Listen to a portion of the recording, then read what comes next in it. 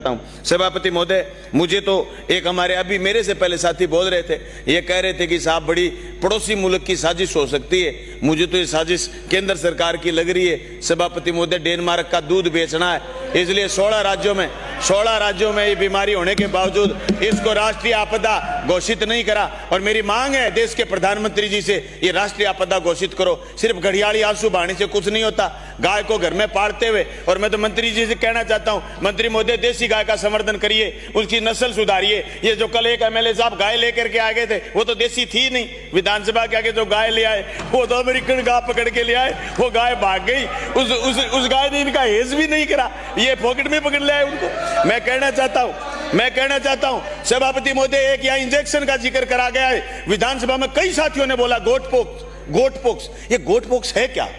गोटपोक्स बनाता कौन है? गुजरात में इनका कोई बड़ा सारा आदमी है, उसका गोटपोक्स में कोई वो है, जी यहाँ डॉक्टर थोड़ी है, तो एमएलए मंत्री है। गायों के कंकाल को तो नर कंकाल बोल रहे थे, और ये कह गए राठौड़ साहब, मेरे को लगा राठौड़ साहब आज ऊक चूक है।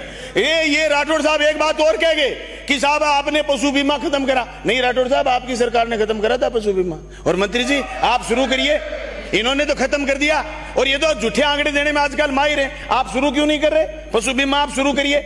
इन्होंने जो गलती करी है उसकी माफी आपको मांगनी चाहिए, क्योंकि इन्होंने गौशाला अनुदान में पिछले 5 साल में दिए 450 करोड़, और आपने दे दिए 1992 करोड़ रुपए, यानी आपने 1992 करोड़ रुपए दे दिए। फिर भी आप प्रदेश की जनता को बता नहीं पाते। राठौड़ साहब आपको गलत बात बोल करके एकदम गुमराह कर देते हैं, और आप गुमराह हो जाते हो। मैं ये कहना चाहता हूं, आज देश के अंदर जिस तरीके से हमारे साथी ने एक बयान दिया अभी, और मैं निंदा करता हूं इस बात की, ये इन्होंने जिक्र करा बीफ का।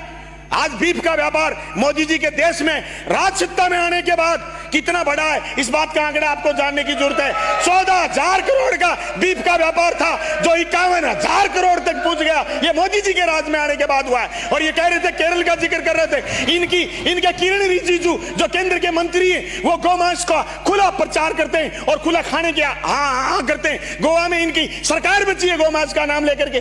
मैं कहना चाहता हूं, ये मुद्दा होना ही नहीं चाहिए। असली बात ये कि गाय को बचाया कैसे जाए, देसी गाय को कैसे बताया जाए, जिस गाय को हम गाय माता कहते थे, उसका संवर्धन कैसे करा जाए, इस बात पर गंभीरता से चर्चा करके आपको गाय को बचानी है। हम सब मिलकर के गाय को बचाएंगे, बाकी फिजूल की बातों में कोई नहीं पड़ेगा। आपका बहुत बहुत धन्यवाद, शुक्रिया।